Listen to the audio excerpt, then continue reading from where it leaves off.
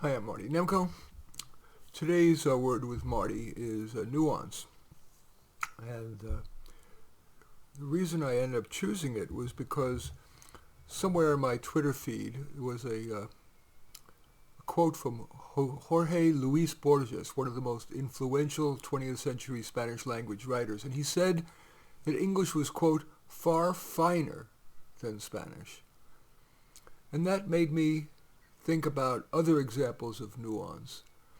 I was walking to my cafe and was throwing a piece of trash into the garbage, and there was a label on the top. It had English and Spanish, and on the bin that was supposed to be for landfill, it said landfill, and then in Spanish it said basura. Well, basura simply means garbage. Landfill is much more nuanced. And then I flashed back on my gate was broken to my backyard, and my handyman is Latino and doesn't speak good English. So I didn't know how to say gate in Spanish, so I went and looked on Google Translate, and it said puerta. Well, puerta is simply door. So if I tell him puerta, is he going to know how to fix the door or the gate? Again, more nuance, gate versus the generic puerta. Of course, it's this nuance issue, which is a very important one as far as I'm concerned. It almost defines the difference between a more and less civilized country. Political opinion. It's very easy to be pro-Israel or pro-Hamas, pro-Palestinian. Stop genocide.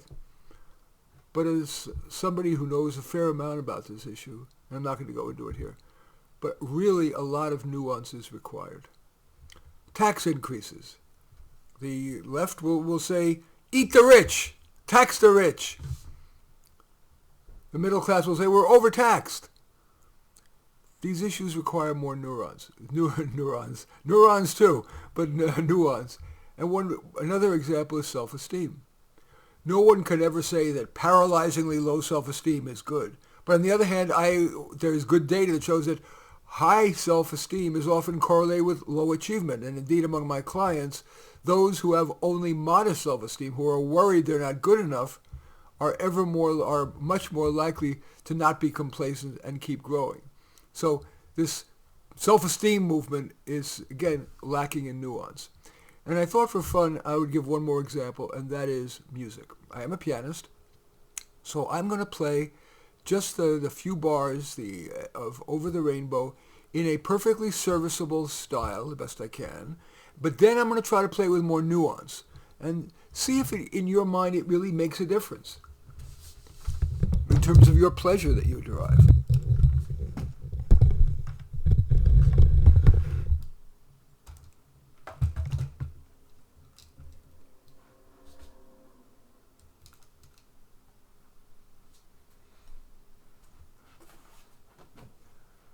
Avoid the backlighting.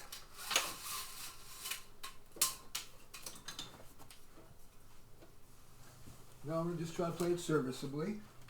Well, I'm not going to try to stack the deck, but not without nuance.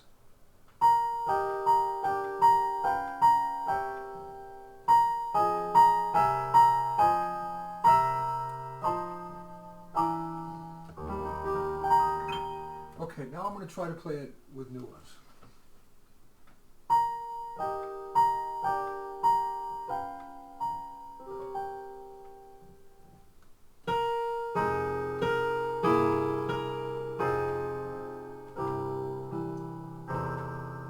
Including a note mistake.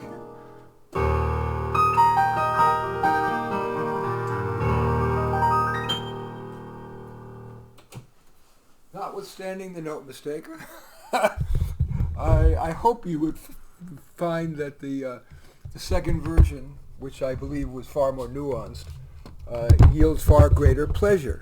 So nuance can yield intellectual rigor, it can yield emotional satisfaction, and so this word with Marty Nemko is nuance. As usual, I welcome your thumbs up and accept your thumbs down. I always look forward to your comments, and especially like it if you hit the share button below. Share on your social media so that my efforts can have broader impact. And I am flattered if you choose to subscribe to my channel. And certainly would welcome you taking a look at any of my 32 books. Probably the one most relevant to this is probably How to Do Life. But all 32 are on Amazon. Just go there, search on my name, Marty Nemko, Nemko, and you will find more than you can stomach. In any event, I do thank you for watching. I am Marty Nemko.